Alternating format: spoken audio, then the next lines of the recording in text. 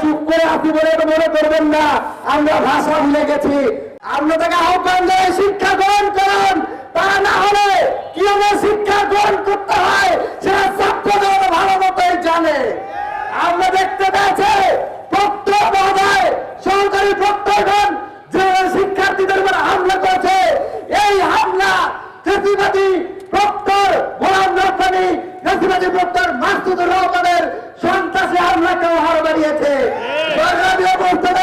মাকসুদ কামাল সিন্ডিকেটে এক সাইডে ৬০-এর অধিক ছাত্রলীগ নেতা কর্মীকে অপরাধের দায় বিশ্ববিদ্যালয় থেকে বহিষ্কার করেছিল, কিন্তু এই সন্ত্রাসের পাহারাদার ভিতরে বিএনপির শিক্ষা সম্পাদক আজকে ৬ মাস হয়ে গেছে, ৩-৪ মাস হয়ে গেছে, এখন পর্যন্ত শাহবাগ তারা আমরা তদন্ত প্রতিবেদন পর্যন্ত দেওয়া সাহস করে নাই।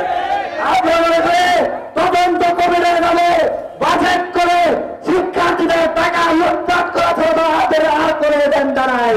সংগ্রামের সাথে বন্ধুগণ, আমরা আজকের এই প্রোগ্রাম থেকে ছাত্র দলের সন্ত্রাসীদেরকে হুঁশিয়ারি করে বলছি, আপনারা যেই ভাষা বোঝেন, বিসিকে হুঁশিয়ারি করে বলে দিচ্ছে, আপনারা যেই ভাষা বোঝেন আমরা সেই ভাষায় কথা বলতে জানি। আমরা চুপ করে আছি বলে তো মনে করবেন না আমরা ভাষা ভুলে গেছি।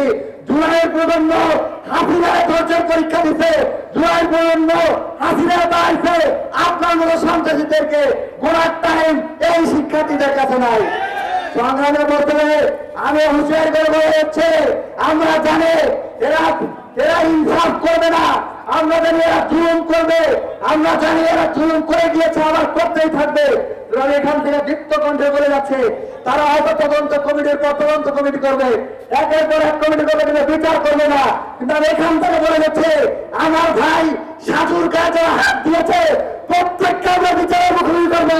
আমার ভাই ইমাম বাড়ির উপর যারা হাত দিয়েছে, আমার ভাই খন্দকার নাইমের উপর যারা হাত দিয়েছে, আপনারা লিখে রাখুন, সাংবাদিক বন্ধুগণ আপনারা এই ভিডিও সংগ্রহ করে রাখবেন।